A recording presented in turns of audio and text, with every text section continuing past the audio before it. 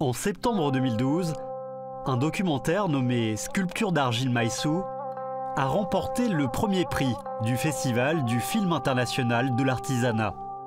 Ce documentaire, qui ne dure que 20 minutes, a été filmé de la manière la plus élémentaire qu'il soit. Son sujet porte sur la sculpture d'argile Maïsou dans la province du Sichuan. La culture traditionnelle et le savoir-faire de la sculpture Maïsou, illustrés dans le film, ont ému le jury du festival.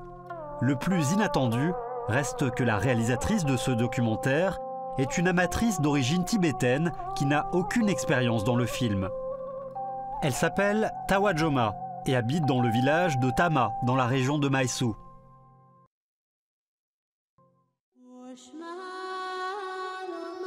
Maïsou est situé dans des zones montagneuses de la région autonome du Ganzi de la province du Sichuan, à seulement une centaine de kilomètres de Dege. Dege, en tibétain, veut dire l'endroit aux 4 vertus et 10 bontés. C'est une ville aussi connue que Lhasa au Tibet et Siare dans le Gansu, les 3 grandes villes antiques de la culture tibétaine. C'est une terre sacrée à l'histoire et la culture longue et mystérieuse. Maïsou dérive du tibétain, c'est un mot qui caractérise une zone remplie de blé.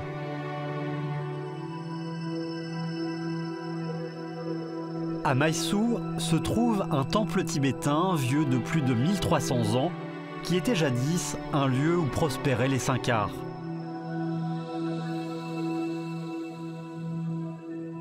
Par Sankar, on entend les 5 disciplines de l'Inde antique, incluant le dessin tanga, le travail du cuivre, la sculpture d'argile à forte composante religieuse.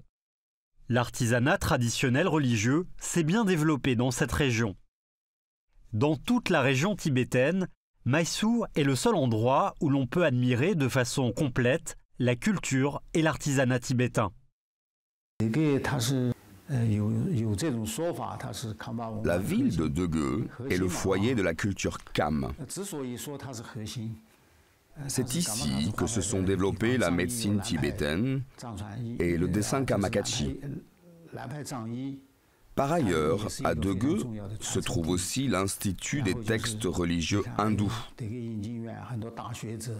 C'est pourquoi beaucoup de grands philosophes sont issus de cette ville. À Dege, l'artisanat est aussi très développé. J'ai fait de nombreuses visites et inspections. Je trouve que la sculpture d'argile de Dege est la meilleure.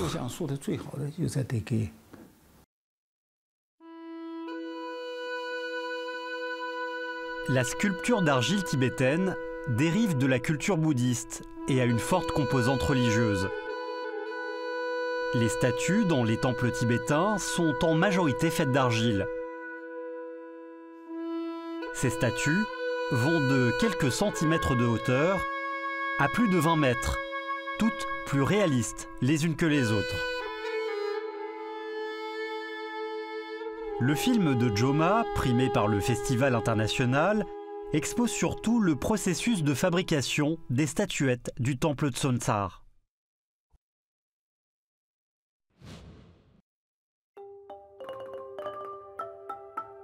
La sculpture d'argile a une longue histoire en Chine. Elle utilise la terre comme matériau principal et celle-ci est modelée en forme d'hommes ou d'animaux, puis peut être colorée. Contrairement à la peinture à l'huile, le découpage de papier ou la sculpture en relief, cet art est extrêmement visuel et s'apprécie sous plusieurs angles. À la période post-dynastie Qing, le peuple a adopté la sculpture d'argile colorée. Parmi les plus connus sont l'argile Zhang de Tianjin et l'argile Huaishan de Wuxi. Les sculptures tibétaines, elles, sont surtout fortes de la culture religieuse et s'expriment de façon différente des autres sculptures.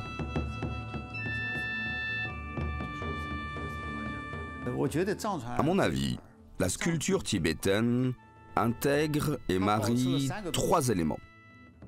La culture religieuse de l'Inde et du Népal, la culture locale de la Chine et la culture religieuse tibétaine. Ceci explique la particularité des apparences des sculptures tibétaines. En fait, elles se démarquent à la fois des sculptures purement népalaises, des sculptures indiennes, des statuettes chinoises bouddhistes.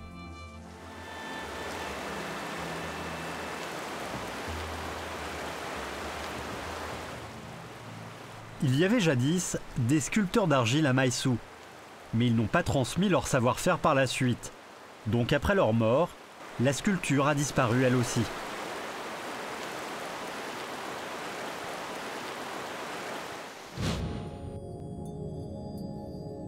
Maïsou, à la fin du 19e siècle, était très miné par les braconniers. Beaucoup d'animaux sauvages étaient menacés de disparition. Plusieurs années plus tard, un religieux du nom de Tache Dorje, pour protéger les animaux, proposa d'enseigner ses talents du travail du bronze et de l'argile. Dès lors, moins de chasseurs étaient présents à Maïsou, remplacés par des personnes venues apprendre les savoir-faire et qui permit à cela de se perpétuer. À mon avis, Maïsou est la ville qui concentre le plus d'artisanat traditionnel tibétain. Bien sûr, il existe d'autres endroits avec de nombreux artisanats et spécialités. Par exemple, on peut trouver la sculpture sur le cuivre, la sculpture d'argile ou encore le dessin. Mais Maïsou reste la seule ville ayant la culture Sonsar aussi complète. C'est pour cette raison que Maïsou est une ville très réputée.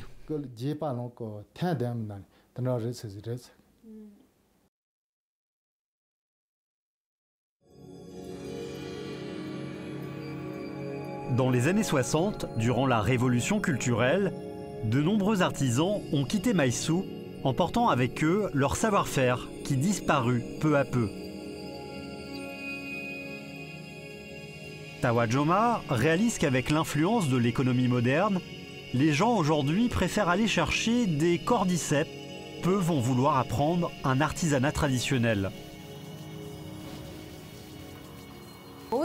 J'ai réalisé ce film documentaire dans l'espoir de garder une trace et de savoir-faire au cas où il serait amené à disparaître un jour. Si par chance il survit et se transmet à travers le temps, le film sera un excellent outil de promotion pour cet artisanat, pour témoigner que dans un endroit éloigné, au fin fond des montagnes, se fait un tel art.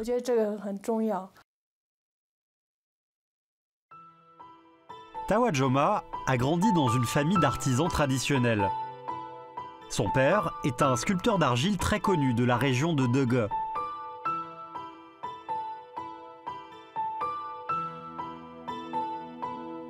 Son père se nomme Salenima.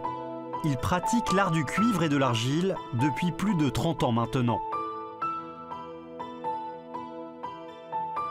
Au début, Salenima apprenait la sculpture d'argile pour en faire son métier et gagner sa vie.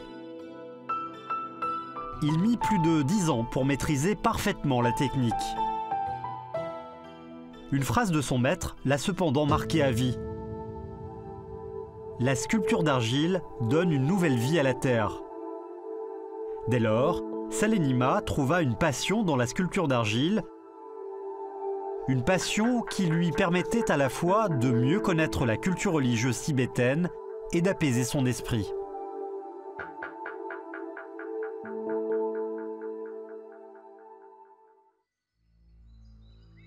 Dans le processus de fabrication de la statue d'argile, Salenima est extrêmement appliqué.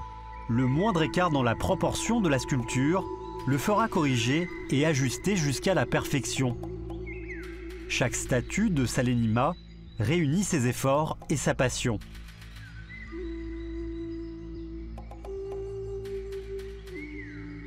Son fils, Tawa Joba, apprend la sculpture d'argile depuis sa plus tendre enfance.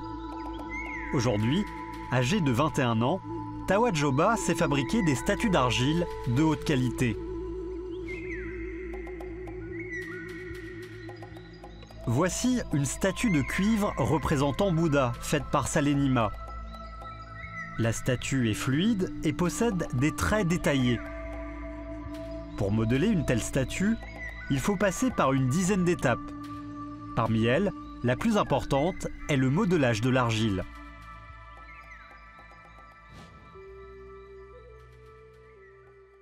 Le modelage de la statue en argile est la première étape dans la fabrication d'une statue en cuivre. Le niveau de détail et la qualité de la sculpture d'argile déterminera la qualité du résultat de la statue de bronze. La base de la statue d'argile est la terre. Il est donc primordial de bien sélectionner la terre utilisée.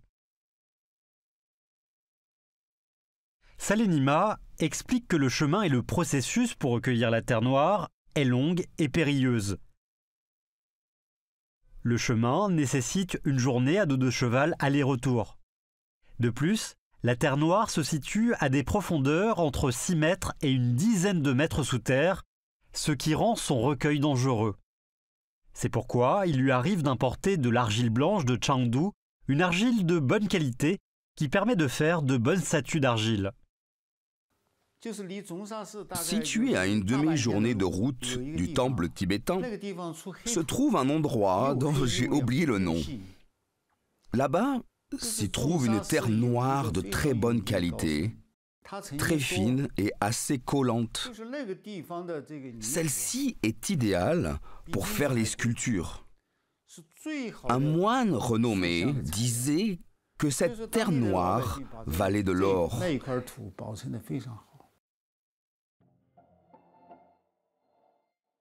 Une fois recueillie, la terre noire doit être mise à sécher pendant plusieurs jours.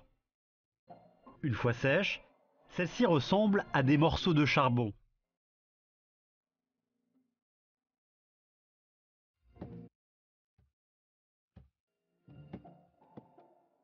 Il faut alors broyer ces morceaux à l'aide d'instruments en bois spécifiques à la région de Maisu et qui existent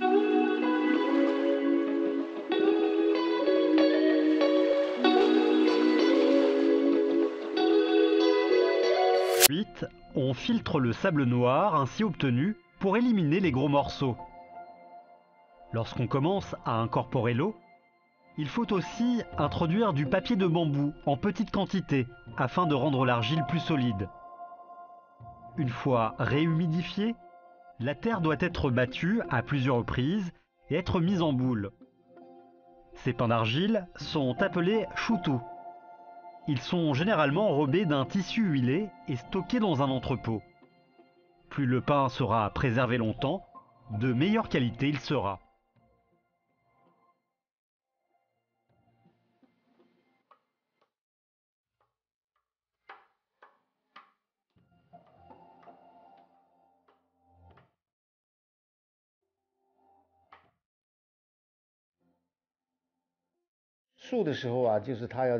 Pour faire de la sculpture d'argile, il faut tout d'abord trouver de la terre de bonne qualité, qui colle bien. Une fois trouvée, cette terre doit être mélangée à de l'eau, puis elle doit reposer plusieurs jours avant de pouvoir être utilisée.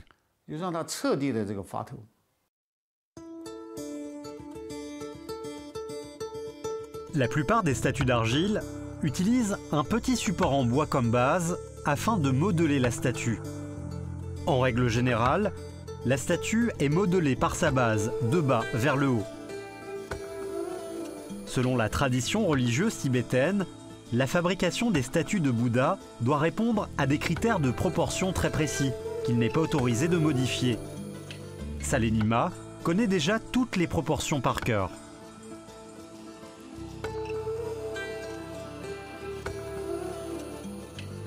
Salenima respecte à la lettre le livre des mesures pour les statues, un ouvrage de référence pour les sculpteurs d'argile, les dessinateurs ou peintres tibétains.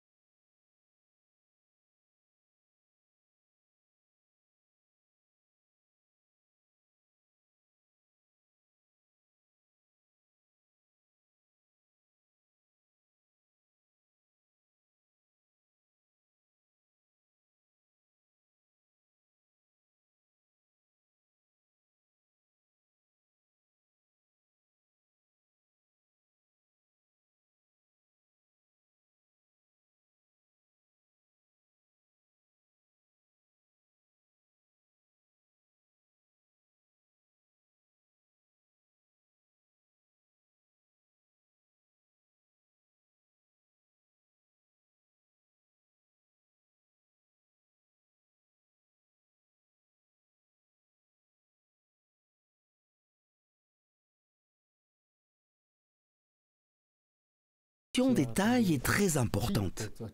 Chaque partie de la statue a ses propres proportions, que ce soit pour le visage, pour le nez, pour le cou, etc.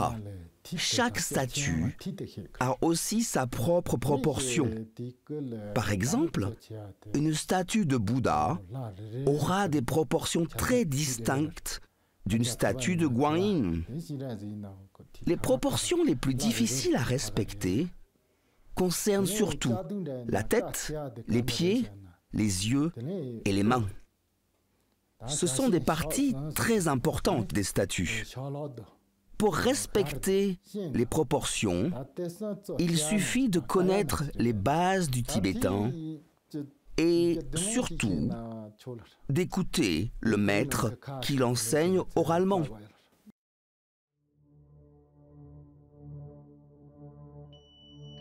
La sculpture Tsonsa repose principalement sur le toucher.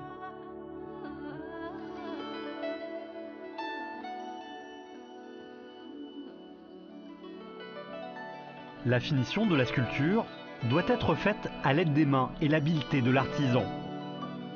Les recoins inaccessibles sont modelés à l'aide d'un outil en bois, daiwan.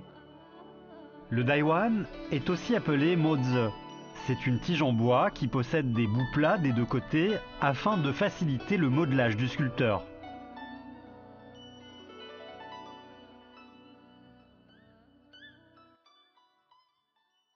Tawajoma, sans doute influencé par son père dès son jeune âge, a toujours porté un intérêt prononcé pour les artisanats traditionnels. Lors de ses vacances d'études, hors de son village, à son retour, elle observe toujours silencieusement son père en train de sculpter les statues d'argile.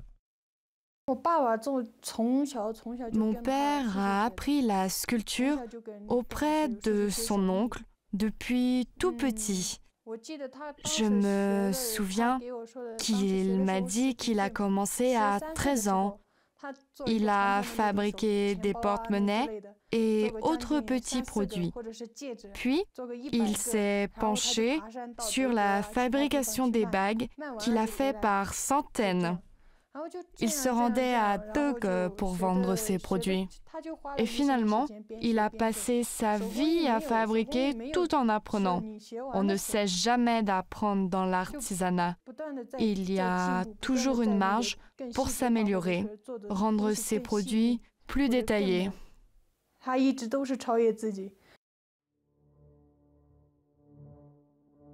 Un peu avant 2007, Joma eut l'idée de vouloir filmer les artisanats traditionnels de Maïsou en vidéo pour les faire connaître à un public plus large.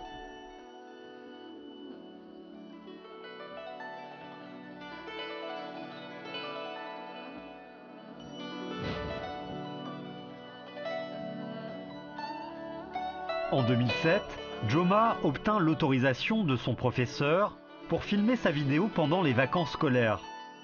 Elle voulait initialement écrire un ouvrage sur les chants traditionnels de Maïsou. Cependant, après un mois d'interview, Tawa Joma se rendit compte que le chant traditionnel n'était plus du tout courant et que peu de personnes le connaissaient. J'ai beau avoir étudié hors de mon village plus d'une dizaine d'années, mais je trouve que j'ai appris le plus de choses en étant ici. On est toujours à la poursuite de la modernité, de la science et de la technologie. Mais on néglige souvent une richesse qu'on a juste à nos côtés, la culture et les traditions.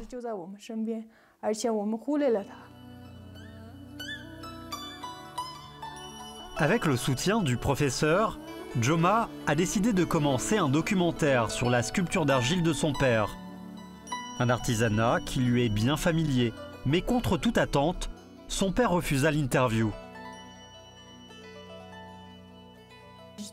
J'étais persuadée que j'aurais en premier interviewé mon père.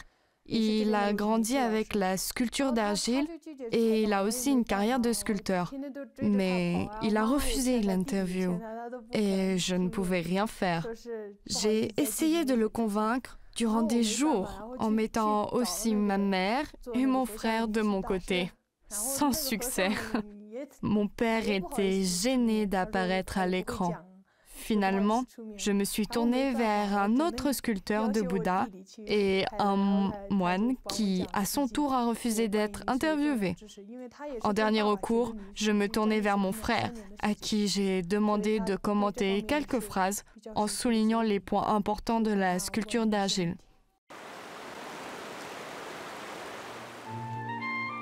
Ce qui réjouissait Tawa Joma était qu'au temple Tonsar, non loin de chez elle, se trouvaient aussi des moines sculpteurs d'argile qui ont été apprentis de son père. Elle décida ainsi de se rendre là-bas pour son tournage. À ce moment-là, elle n'avait ni caméra ni accessoires pour filmer. C'est grâce à un centre de soins qu'elle obtint le prêt à titre gratuit d'une caméra. Même si elle ne savait pas s'en servir, elle réalisait que la caméra était un appareil de bonne qualité.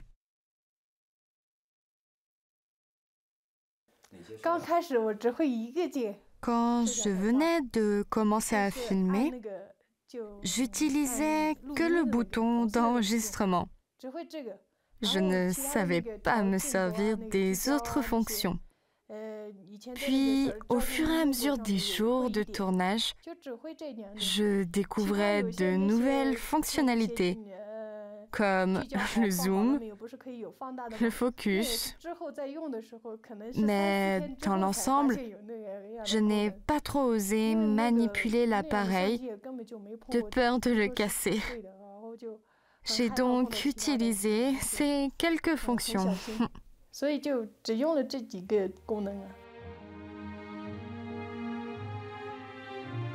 Au début, Tawa Joma comptait filmer le processus de fabrication des statues de bronze au temple. Mais comme la sculpture d'argile est une étape inévitable, elle décida de commencer le tournage par cette partie.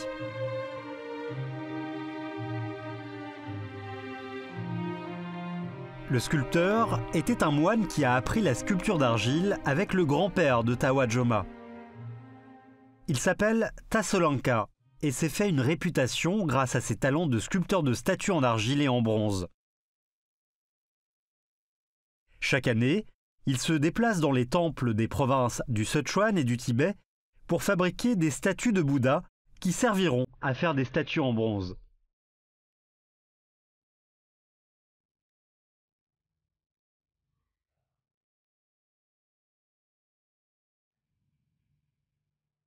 Afin de trouver le bon angle de cadrage, Tawajoma changeait sans cesse de position et d'endroit, tantôt en contre-plongée, tantôt en vue plongeante.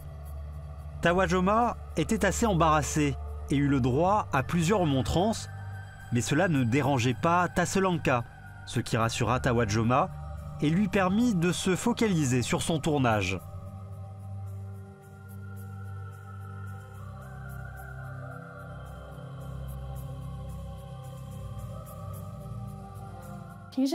Quand on observe à l'œil nu, il nous arrive rarement de regarder d'aussi près qu'avec l'objectif d'une caméra, surtout quand il peut zoomer. On peut voir à travers l'objectif tout le travail détaillé et minutieux de la tête et des mains. J'étais très émue, surtout au moment où le nez et les yeux prennent forme. J'ai vraiment l'impression que c'est un être vivant qui prend la forme et qu'il s'apprête à me parler.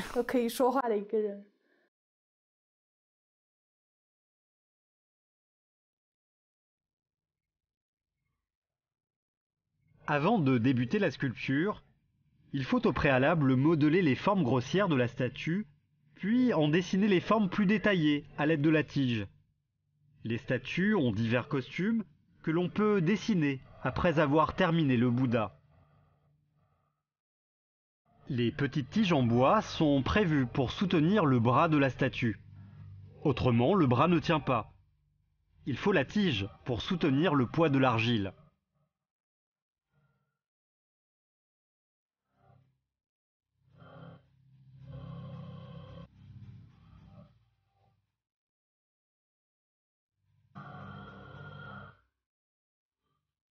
La tête et les doigts sont les parties les plus difficiles à modeler de la statue. Il faut à la fois respecter les proportions et s'appliquer à dessiner les expressions du visage. Les petits morceaux d'argile, sous les doigts habiles du maître, deviennent rapidement une main.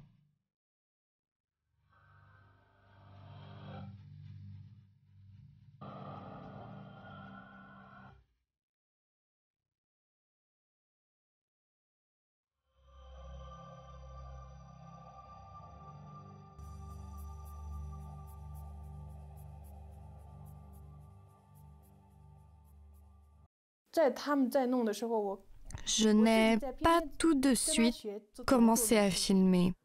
J'ai tout d'abord cherché à comprendre le processus de fabrication et de modelage de la statue.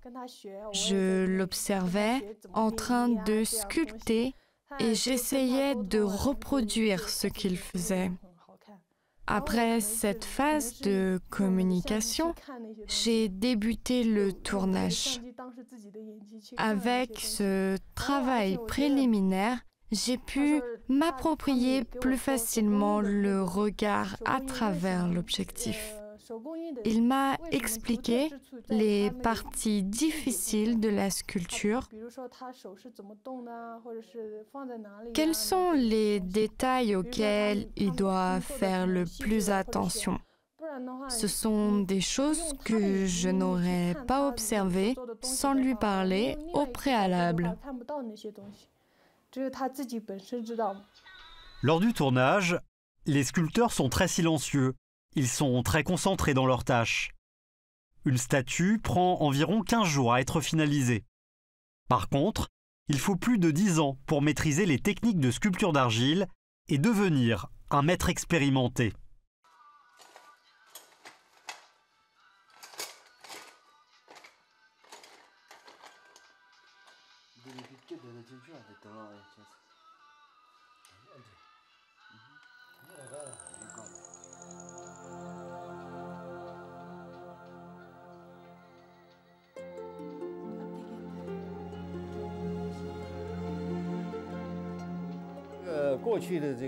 L'éducation dans les temples jadis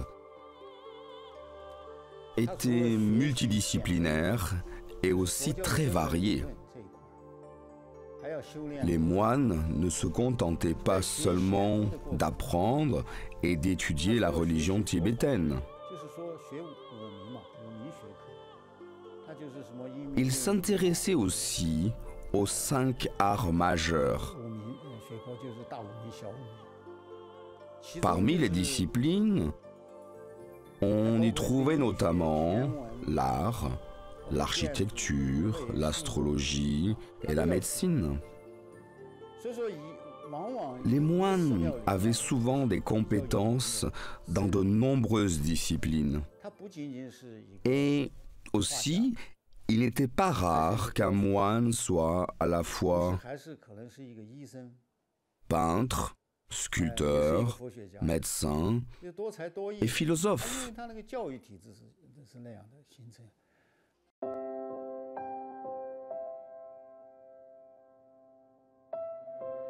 Après une dizaine de jours de tournage, Tawa Joma réalisa qu'en raison de la difficulté de la sculpture d'argile, peu de jeunes ne s'y intéressaient. La vie des sculpteurs est aussi très difficile.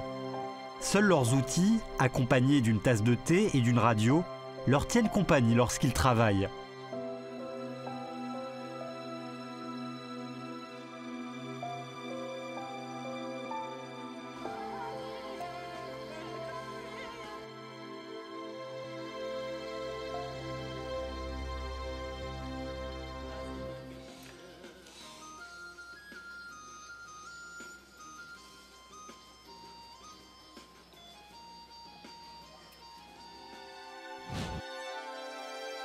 Tawa Joma voulait terminer le montage de son documentaire au plus vite afin de faire partager ce savoir-faire à un public plus large. Elle souhaitait également montrer la difficulté et le mérite d'être sculpteur d'argile. Au bout de 20 jours de montage, la version finale était enfin terminée. Son professeur à Tsinghra la contacta alors pour l'encourager à participer au Festival du film international sur l'artisanat organisé en Inde. Elle envoya sa vidéo au jury sans conviction de remporter un prix, mais avec un objectif clair. Je n'espérais pas remporter un prix. Je me suis seulement dit que c'était un festival international et que ce serait un excellent canal de communication pour faire un peu de promotion sur ce savoir-faire. Par ailleurs, le jury du festival étant plus sensible à l'artisanat, je voulais leur montrer que dans les fins fonds des montagnes en Chine se trouvent des maîtres artisans capables de sculpter l'argile. Sans attendre un quelconque retour, Tawa Joma envoya la vidéo au jury. Un jour, elle reçut un email l'informant que son documentaire était arrivé aux dernières sélections finales parmi 14 autres métrages et que son œuvre était la seule provenant de Chine. Une semaine après, Tawa Joma fut récompensée du premier prix. Elle ne put s'endormir cette nuit-là par excès de joie.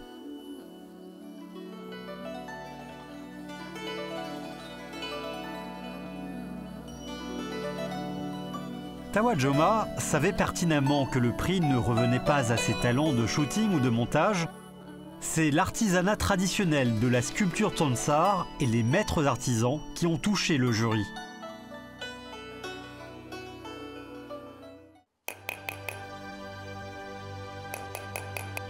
Aujourd'hui, le temple Tsonsar a ouvert une classe de formation artisanale où le père de Tawa Joma enseigne en tant que professeur.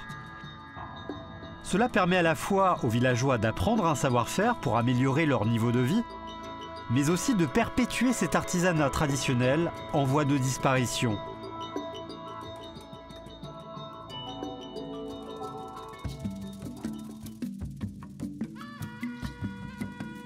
Pourquoi je suis devenu professeur de sculpture? Tout d'abord, dans le futur, je n'ai pas l'intention d'aller ailleurs. Je veux apporter mon aide aux gens.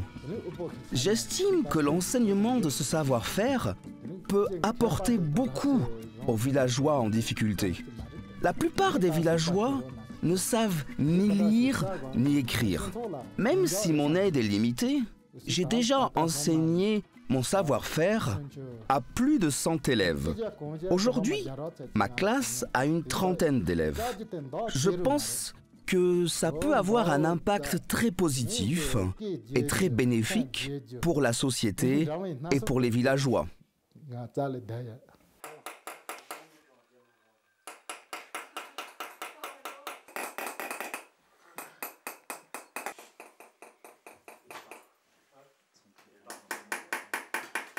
Je trouve que chaque artisanat mérite d'être filmé.